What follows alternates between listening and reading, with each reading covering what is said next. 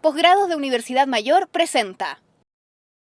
¿Se puede hablar de ciencia y de religión al mismo tiempo? ¿Será un sacrilegio tratar de explicar la historia del origen de la vida y del universo desde el mundo científico y viceversa? ¿Estaremos mal de tratar de explicarlo esto desde el mundo religioso? Vamos a poner sobre la mesa en debate estos temas. Hoy nos acompaña José Massa. Bienvenidos.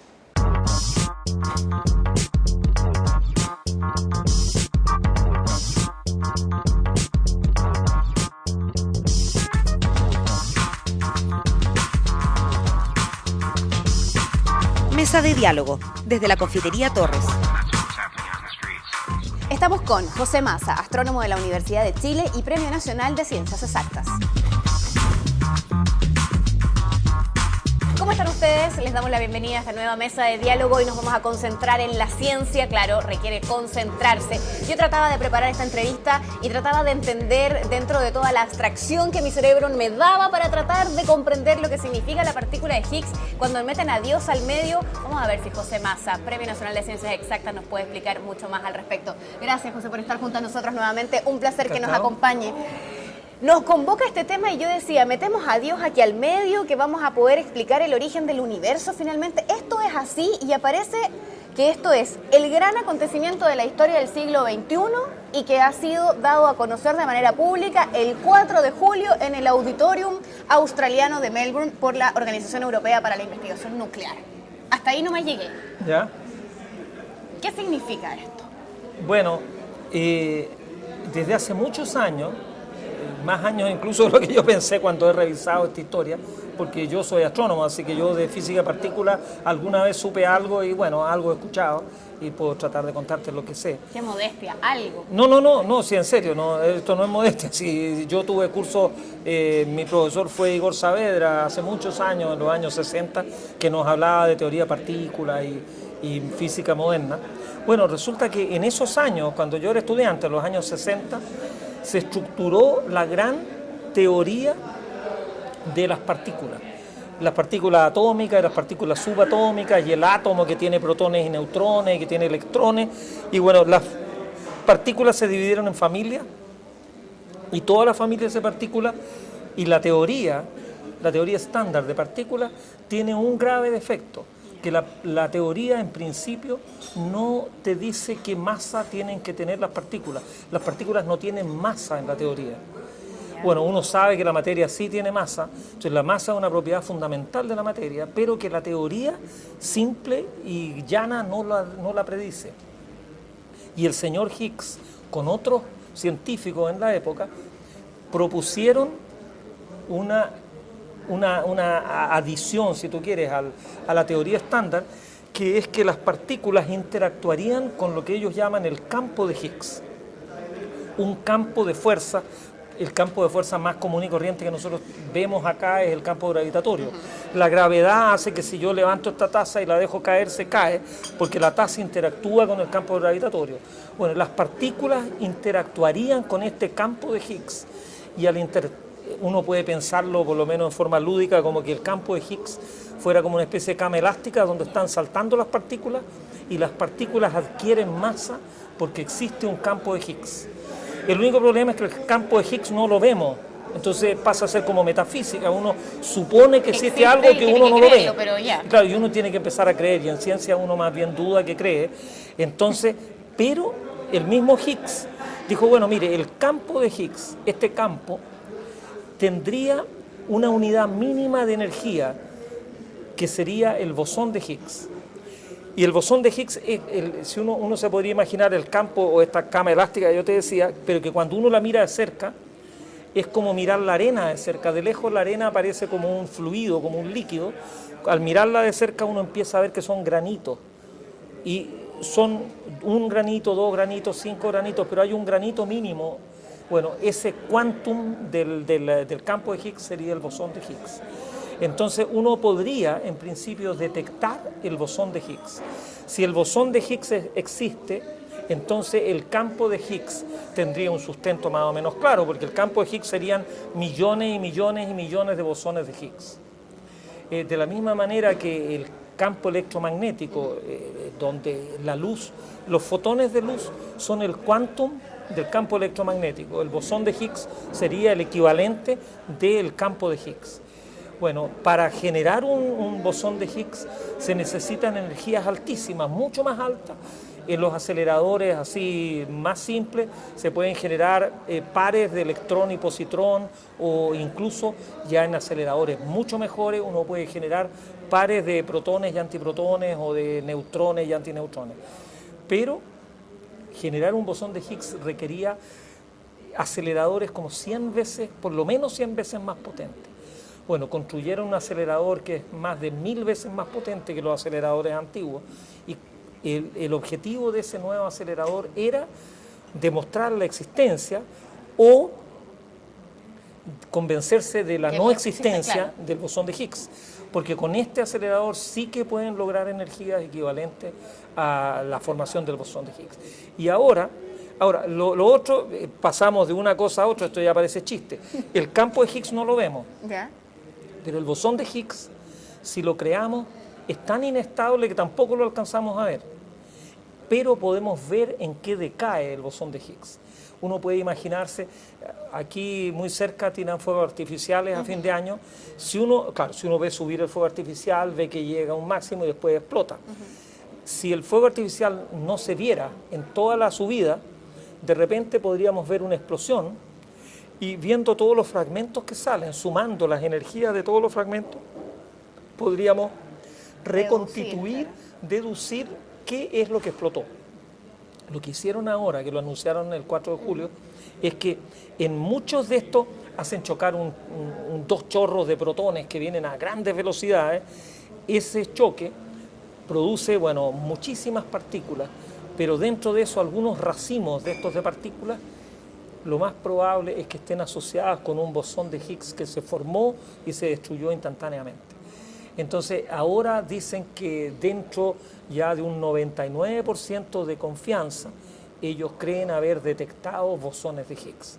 Tienen que seguir con el experimento, tienen que seguir teniendo más casos como los que ya tienen, porque además el bosón de Higgs tiene que tener un cierto tamaño, una cierta masa. Y todas estas cosas son compatibles con un rango de masa. Es más de 100 veces más que la masa del protón, pero menos de 140. Bueno, tienen que tratar de acotarlo para definir el tamaño del animal un poquitito más precisamente. Pero eso es más o menos a grandes rasgos qué es lo que andaban buscando. Era una pieza que, si bien es cierto que nunca en ciencia nada se resuelve, porque más adelante encontraremos otras cosas, que hay varias cosas ya con la teoría que no son plenas, pero había una pieza angular dentro de este rompecabezas que estaban armando, que si faltaba el bosón de Higgs tenían que cambiar seriamente la teoría. Ahora el señor Higgs tuvo la alegría de su vida, que tiene 80 y tantos años ya, y se dan cuenta que posiblemente este sea el descubrimiento de la década en física experimental. Esto parte... hablamos de Peter Higgs, científico inglés, físico inglés. Físico. Que en 1964 más o menos ¿Sí? empieza con esto. Y usted nos decía, José, que existe la necesidad en el fondo de una inversión de dinero también en cuanto a poder crear estos mecanismos que nos permitan generar esta aceleración y entonces poder comprobar o no esta teoría que se había establecido. Claro. ¿Cuánto tiempo ha pasado? Bastantes años. Pero en medio de eso me imagino que no solamente están las razones que tengan que ver con lo económico, sino que yo leía por ahí también algunas razones que vienen desde el mundo político, desde el mundo eclesiástico también, de por qué tal vez no se avanzó antes. ¿Había que esperar tanto tiempo para poder llegar a comprobar esta teoría simplemente porque era necesario que la misma ciencia evolucionara para poder crear este acelerador, o porque también hubo trabas en el camino? Estamos hablando de algo que explica el origen del universo, que podría perfectamente derribar las teorías religiosas, por ejemplo, frente a Dios. No, yo creo que, el bosón de Higgs, alguien le puso el sobrenombre de la partícula de Dios, en el sentido en que si uno conseguía esta particulita y la ponía armando este puzzle o este rompecabezas, ya después de esa partícula lo que quedaba detrás era conversar con Dios directamente, porque tendríamos todo el panorama armado. Yo creo que todavía falta mucho por investigar dentro de lo material sin meterse con Dios. Yo creo que los científicos siempre se equivocan el camino cuando se meten por esos derroteros. Y yo creo que en ese sentido no me imagino que haya habido nunca ninguna ni censura, ni intento de que esto se pospusiera. El problema es un problema meramente técnico. La técnica que había hace 50 años para generar, por ejemplo, el problema para acelerar una partícula, la mejor manera de acelerarla es que la partícula tenga carga y uno la acelera en un campo magnético. Uno pone un tremendo campo magnético y la partícula empieza a dar vuelta y vuelta y vuelta. La partícula interactúa con el campo magnético y alcanza velocidades altísimas, muy, muy cercanas a la velocidad de la luz. Resulta que si uno quiere generar un campo magnético tremendo, tiene que tener un imán muy, muy grande. Bueno, un campo magnético se puede generar en un transformador. Si uno tiene un transformador grandote y lo enchufa, al cabo de un rato uno lo toca y está bastante caliente. Si uno quiere generar un campo magnético más grande, uno tiene que tener un transformador más grande claro. Y se calienta mucho más. Pero cuando el transformador termina por calentarse mucho, todas las espiras y todas las vueltas se queman y el transformador se inutiliza. Entonces uno tiene un límite porque una corriente eléctrica circulando dentro de un transformador genera tanto calor que termina por matar el campo magnético. Ahora han desarrollado técnicas de semiconductores que funcionan a temperaturas muy, muy bajas, y un superconductor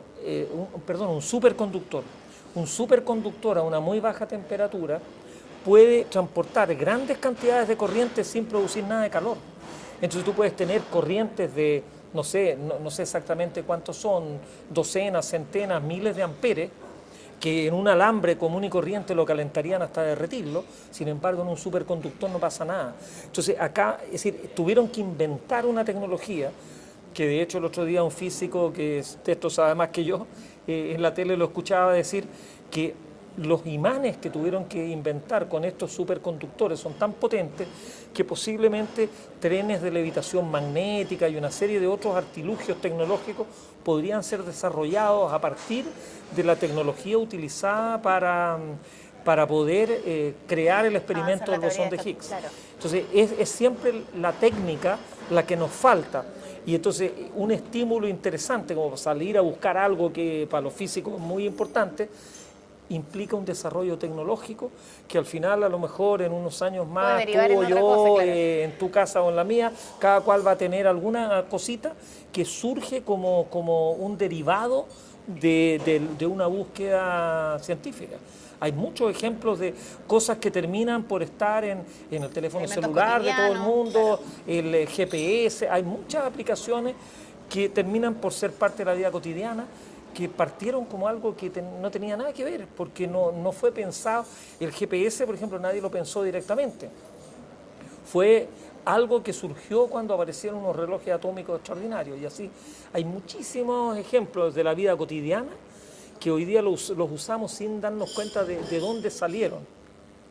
José, cuando uno trata de imaginar lo que podría significar el explicarse el origen del universo, cuando por cierto una de las búsquedas eternas del hombre es justamente saber de dónde venimos. Dice, aquí se puede estar frente a una clave en el fondo, muy importante para la humanidad en términos generales, más allá de solo la ciencia. ¿Cómo lo recibe esto el mundo científico? Bueno, ¿Tiene para usted también esa connotación, a lo mejor estamos frente a la explicación del origen del universo? Es que yo creo que aquí hay dos cosas que yo las separaría, fíjate. Esto tiene mucho que ver con el origen del universo. Sin duda, en el primer segundo del universo transcurren muchas cosas interesantes y posiblemente el bosón de Higgs ahí jugó un rol importante. Pero para uno como ser humano, o si uno quiere hacer reflexiones, tal vez el momento más clave es el origen de la vida, cómo surge la vida en la Tierra. De hecho, ahora hay toda una rama de la astronomía que está muy de moda, que se llama la astrobiología. Cómo uno combina biología con astronomía y cómo surge a partir de una sopa de elementos inorgánicos en la Tierra, cómo aparece la primera forma de vida, la primera bacteria, el primer protozoo, la primera célula viva, cómo aparece en la Tierra y cómo después va evolucionando y cuál es el origen de aquello, y que bueno, ese es el origen de nosotros. Por ejemplo, algo que es notable, en la Tierra todas las formas de vida tienen características que son comunes. Es decir, nosotros podemos ver, hay millones de formas de vida, pero uno se puede comer un guarizapo y no sé, bueno, perdón por el... Pero, o se puede comer una lechuga o te puedes comer un cochayuyo y si nuestro organismo tuviera una estructura distinta del cochayuyo, entonces el cuerpo de uno se intoxicaría. Y pueden haber formas de vida distintas de las nuestras en algunos detalles. Hay, por ejemplo, hay moléculas que tienen espacialmente una cierta estructura, pero que daría lo mismo, que es como una escalera de caracol, daría lo mismo para subir, da lo mismo que sea así o que sea para el otro lado. Bueno, hay algunas moléculas que todos, desde las lechugas hasta los guarizapos y nosotros, las tenemos con el giro hacia la izquierda. Y no hay moléculas que giren hacia la derecha. Pero cualquier animal en cualquier otro planeta podría tener una forma de vida similar en términos atómicos a la nuestra, pero que fuera con giro para el otro lado. ¿Por qué en la Tierra todos tenemos una sola forma de giro? Bueno, podría indicar que a lo mejor la vida en la Tierra surgió en un solo lugar. No es que surgió en África y surgió de una manera, y en Oceanía, y en el Asia, y en Sudamérica. Parece que todos tenemos un solo origen. Entonces, a lo mejor era re difícil que se formara. Y a lo mejor en un laguito perdido, en el África, justo ahí se dieron las condiciones y justo ahí salió el guarizapo del cual se pobló todo el planeta. O, lo que los astrónomos también piensan, podría ser que una forma microscópica de vida, un virus, vino en un meteorito o como parte de un cometa. Un cometa es una bola de hielo, podría venir hasta una lagartija congelada dentro, bueno, sería una exageración, pero podría venir algo congelado en un cometa. Se sabe que los océanos que tranquilo nos baña a veces, el agua no es de origen primigenio en la Tierra. Hubo un bombardeo de cometas, un cometa es una bola de hielo de como 10 kilómetros, que se derritió y se derritió otro y cayó otro y otro y otro. En un bombardeo de cometas se formaron los océanos de la Tierra. Entonces el agua de los océanos de la Tierra es de origen externo a la Tierra, es extraterrestre el agua, los océanos, a lo mejor hasta los pescados. Los peces, claro. Que estaban ahí discutiendo la ley de pesca, bueno, a lo mejor hasta los pescados llegaron a lo mejor por eso está tan difícil la discusión. Claro. Están entre marcianos ahí tratando de arreglar las cosas. Pero es posible que la primera forma de vida llegara desde afuera. Entonces es muy importante buscar meteoritos, es muy interesante ir a Marte y ver si a lo mejor Marte también le cayó unas lluvias de cosas. En Marte se sabe que fluyó agua por la superficie, ahora está totalmente seco, pero hay lechos de ríos secos y se ve ahí clarísimamente. Entonces, hubo vida en Marte. En este minuto parece que no la hay, pero podría ser reinteresante encontrar, no sé, un esqueleto de algo en Marte y ver si esa forma de vida que existió en Marte se compara con la nuestra. Claro. Porque sería recontra raro que fueran iguales las dos formas de vida si surgieron en dos planetas totalmente desconectados. A lo mejor fueron la misma lluvia de bichos que nos cayeron viniendo de otro lado. Estamos conversando con José Massa acerca de ciencia, física, astronomía, del origen del universo, del origen de la vida. Y hay muchos temas más, así que regresamos. Estamos haciendo Mesa de Diálogo desde la Confitería Torres. Ya regresa Mesa de Diálogo. MBA, especialidades médicas y odontológicas, diplomados y magíster. Encuentra en Universidad Mayor el posgrado que buscas. Programas de alta especialidad y nuevas tendencias. Si sabes lo que quieres, encuéntralo en Posgrados Universidad Mayor. Nuevo Campus Alonso de Córdoba Las Condes. Estás viendo Mesa de Diálogo. Estamos de regreso con más, hacemos Mesa de Diálogo, como siempre instalados en la Confitería Torres, un clásico en el centro de Santiago. Llegamos a ustedes a través del Mostrador TV y por supuesto saludamos a quienes también se conectan a través de las redes sociales, donde José Massa, quien hoy nos acompaña, destacado científico de nuestro país, Premio Nacional de Ciencias Exactas, nos acompaña y tiene muchísimos seguidores también a través de las redes y siempre nos hacen comentarios al respecto. Hablábamos en el bloque anterior acerca de esta partícula de Higgs, que es un poco lo que nos convoca, pero siempre derivamos en otras materias también, o en otras cosas, para no ocupar palabras que sean asociadas a la ciencia, que quién sabe si la estoy diciendo bien o no. Pero hablábamos también acerca de este minuto en el que se origina la vida y nos preguntan desde el público cómo es ese segundo, ¿se podía medir el tiempo en ese momento? Sí, claro. ¿Es un segundo, es un minuto cuando se origina también el universo? Sí, mira, el Big Bang tiene algunas características muy especiales. Y no es por sacarse el pillo, como dicen en buen chileno. En el Big Bang, en el instante inicial, se crea el espacio y el tiempo. Ahí se crea el espacio y el tiempo. Antes del Big Bang no existe. No hay antes del Big Bang, porque no había tiempo. El Big Bang, por ejemplo, pongamos un ejemplo sureño. Si aquí nosotros vamos hacia el sur, uno sabe que para allá es para el sur. Claro. Y en Puerto Montt, para allá es para el sur. Y en Punta Arenas sigue siendo para allá, para el sur. Pero cuando estamos en el polo sur y el polo sur está aquí, en el polo sur, para allá es para el norte, para allá es para el norte, para allá es para el norte, en todas direcciones, si tú estás parado en el polo sur, es para el norte. En el Big Bang, en todas direcciones del tiempo, es para adelante del Big Bang, para después del Big Bang. No hay ninguna manera de ir para antes del Big Bang. El Big Bang es como una singularidad, pero que es un punto, el polo sur en la Tierra es un punto común y corriente. Uno podría marcarlo con una X, a lo mejor puede que viva ahí un pingüino tranquilamente, pero ese punto es igual que el punto allá. Sin embargo, ese punto tiene la propiedad de que no podéis ir más al sur. Es derechito para el norte, todas las direcciones marcan para el norte. Bueno, en el Big Bang todas las direcciones marcan para después del Big Bang, no hay antes del Big Bang. Entonces el Big Bang no tiene causa, porque las causas son anteriores a los efectos. Entonces, si el Big Bang tuviera causa, tendría que haber ocurrido antes del Big Bang la causa. No hay antes del Big Bang. Entonces, en el Big Bang se crea el espacio y el tiempo.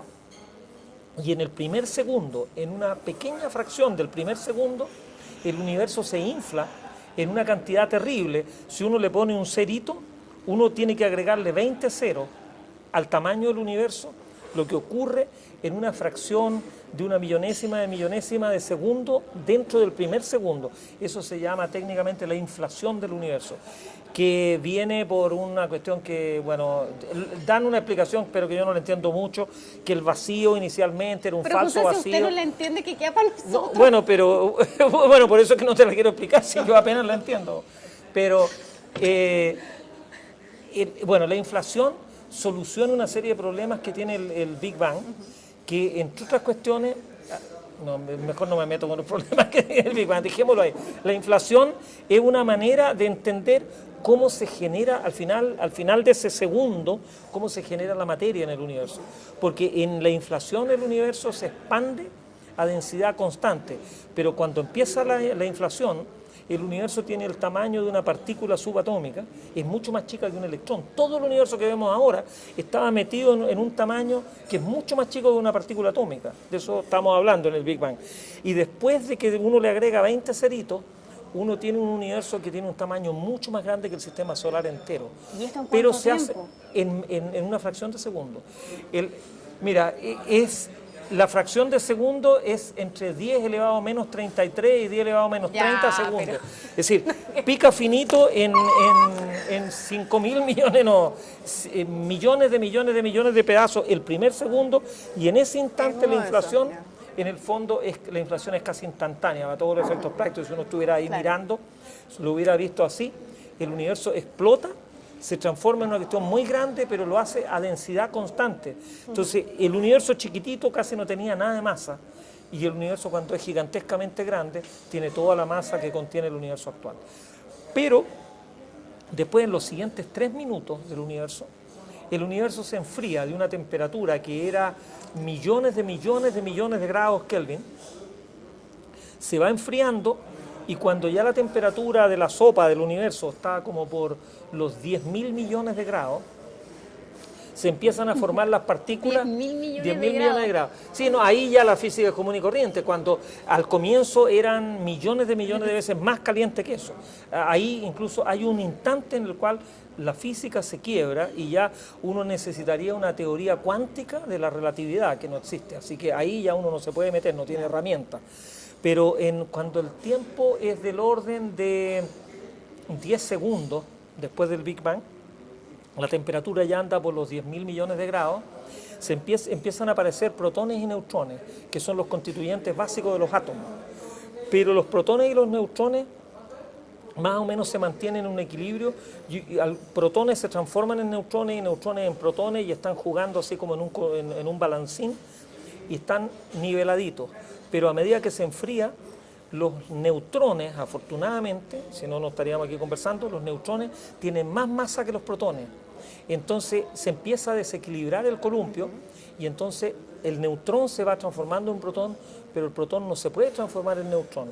Y cuando ya la sopa se empieza a enfriar, hay como 12% de neutrones y 88% de protones, que ahí se combinan y se forman, con los neutrones se forman deuterios, que son átomos de helio pesado, de hidrógeno pesado, y finalmente todos los neutrones terminan empaquetados en átomos de helio.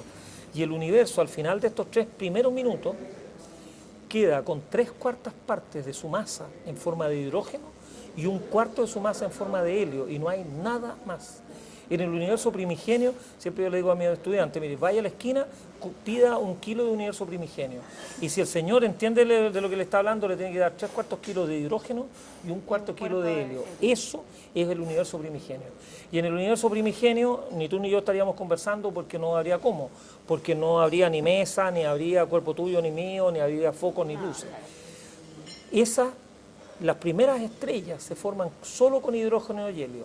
Y en el interior van haciendo reacciones nucleares que conducen al carbono, al oxígeno, al neón, al magnesio, hasta el hierro, y después las estrellas explotan y lanzan todos esos elementos químicos, todos los del sistema periódico, hasta el hierro, pero en el momento de la explosión se forman los elementos químicos que van más allá del hierro. Esos se forman en el instante de la explosión de la ¿Y supernova. estas estrellas tenían todos estos elementos? No, partieron con solo Con hidrógeno, solo- pero sí. adentro fueron ahí dándole vuelta y transformaron el hidrógeno en helio, helio en carbono, carbono en esto. Como una y al cadena. explotar, al explotar, ensucian las nubes de gas que no han formado todavía estrellas.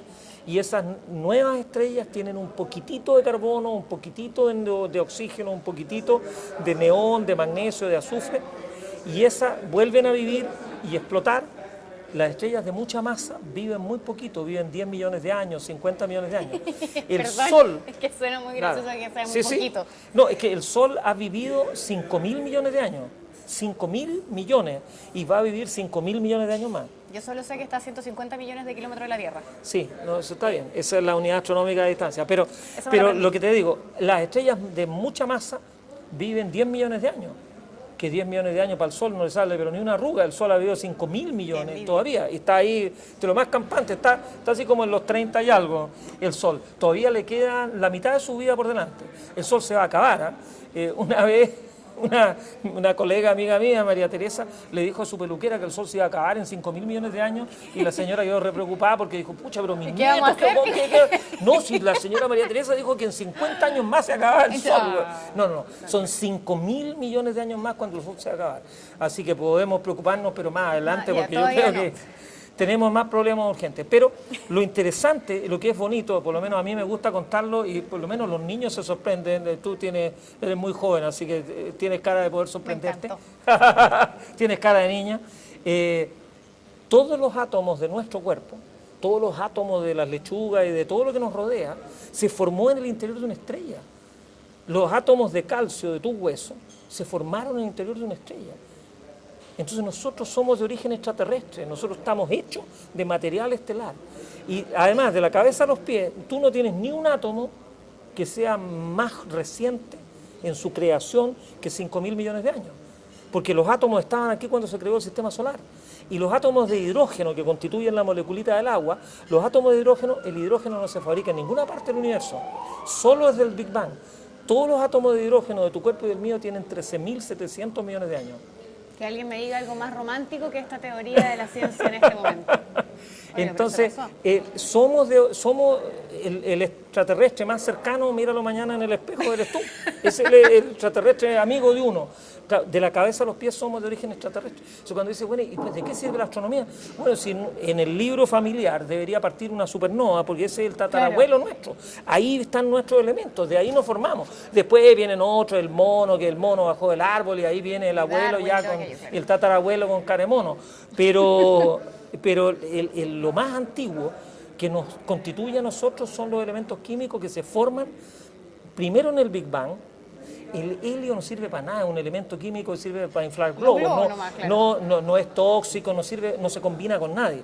Pero el helio después, 3 helios dan origen a un carbono, y el carbono sí que es un elemento químico muy interesante, es la base de toda la química orgánica, pero el carbono se genera exclusivamente en el núcleo de las estrellas, y todos los elementos que forman el nitrógeno, el oxígeno, que son los más abundantes junto con el hidrógeno en la química orgánica, vienen el hidrógeno del Big Bang y los otros todas las estrellas.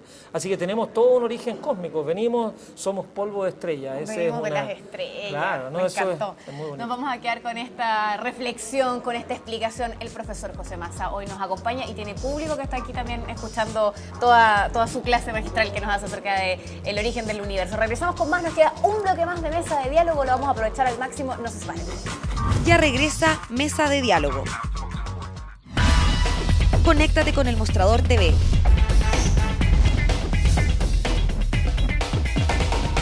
Búscanos en Facebook. Síguenos en Twitter. Comparte nuestros videos. Y revisa nuestra web. Nos mantenemos conectados a ti gracias a las redes. El Mostrador TV. Estás viendo Mesa de Diálogo. Estamos de regreso con más en nuestra científica mesa de diálogo. Hoy queremos saludar a la Universidad Mayor, que siempre nos acompaña, un lugar donde puedes encontrar programas de alta especialidad y nuevas tendencias. Si sabes lo que quieres, encuéntralo en posgrados de la Universidad Mayor. La justificación fue la partícula de Higgs, pero hemos avanzado en distintos temas que tienen relación con la ciencia. Justamente nos acompaña José Massa, Premio Nacional de Ciencias Exactas, profesor además que nos ha explicado de manera muy práctica, de manera muy gráfica, muchas de estas cosas que en nuestro cerebro bastante limitado nos cuesta un poco visualizar, entender, abstraernos lo suficiente para poder comprenderlo. Sin embargo, desde el mundo de la ciencia, usted ha recibido muchos elogios y sobre todo recientemente cuando nos visitan y nos dicen ojo con lo que se ha estudiado en Chile, con las teorías que se han establecido, con los trabajos que se han hecho en particular con el tema de supernova. ¿Nos puede contar, José, al respecto? Sí, claro. Bueno, yo creo que Chile es un país que desde la canción nacional y la bandera tenemos estrellas y cielos azulados.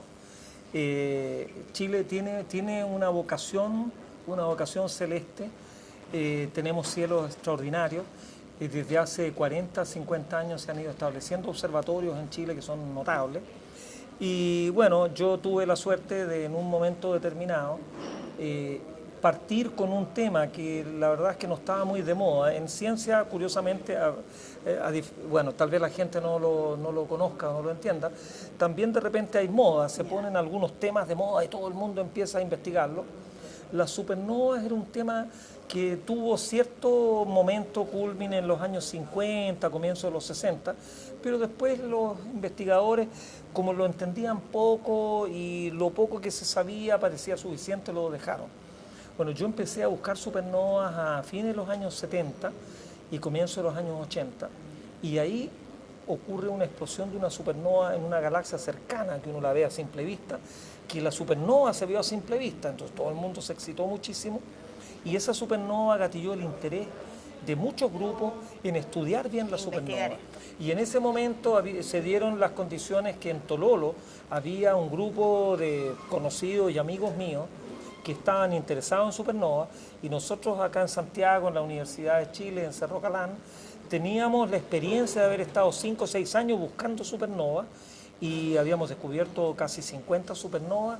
Dijimos, bueno, hagamos todo un programa, nosotros descubrimos la supernova y ustedes la siguen. Había habido, como casi siempre en astronomía, casi siempre en ciencia, los descubrimientos o los avances se hacen con avances de la tecnología. Van todas muy ligadas. Los astrónomos en ese momento, en los años 80, habían descubierto detectores digitales, que son los detectores digitales de las cámaras, de las cámaras de los teléfonos celulares. Esos detectores digitales que han reemplazado a la fotografía, los astrónomos los empezaron a estudiar y a usar, porque eran mucho mejores y después ya se popularizaron. Bueno, con detectores digitales empezamos a estudiar supernovas a comienzos de los años 90, desde Tololo. Hicimos un proyecto que se llamó el proyecto Calán Tololo, porque en Calán teníamos la fábrica de supernovas de alguna manera y en Tololo le hacían todo el procesamiento. Tuvimos la suerte de encontrar 30 supernovas de un cierto tipo. Hay 2 tipos principales de supernovas, pero uno de ellos son todas muy parecidas. Pero cuando uno las estudia en detalle, es como los gatos siameses, tú los gatos los divides en esto, el otro, pero al final cuando te quedas con un tipo, después te vas dando cuenta que no son todos tan iguales como te parecieron al comienzo. Y nosotros tuvimos la suerte de tener datos realmente buenos. Bueno, yo creo que decir suerte es una palabra un poquito complicada. Creo que fue la habilidad, trabajo, el talento. Había en Tololo 4 o 5 Seguro personas muchas que horas eran también realmente dedicadas. expertos en fotometría, en reducción de datos. Y el trabajo que hizo Mario Amuy, que hizo Nick Sansef y Mark Phillips en Tololo fue extraordinario. Y la cosa es que tuvimos datos muy bonitos y logramos calibrar las supernovas de tipo 1. Encontramos que eran distintas, que no eran todas iguales, pero le vimos una manera de calibrarlas. ¿Qué diferencia tenían las que eran un poquito más brillantes con las que eran un poquito más débiles? Y cuando las calibramos quedaron pero perfectas para estudiar la distancia a la cual ocurren y poder medir la velocidad con que el universo se expande. Pero ahí, bueno, nuestro trabajo fue realmente muy bueno en lo que nosotros nos propusimos y quedamos bastante contentos.